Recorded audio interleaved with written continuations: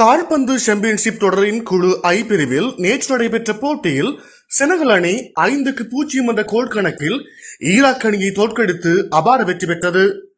Senegal அணியின் சார்பில் ஹபீப் டியாரா 4வது நிமிடத்திலும், இஸ்மாயிலா சார் 56வது நிமிடத்திலும், பாப் குஜே 59வது மற்றும் 71வது நிமிடங்களிலும், இலிமன் இந்தியாயே 82வது நிமிடத்திலும் கோல்களை அடித்தனர்.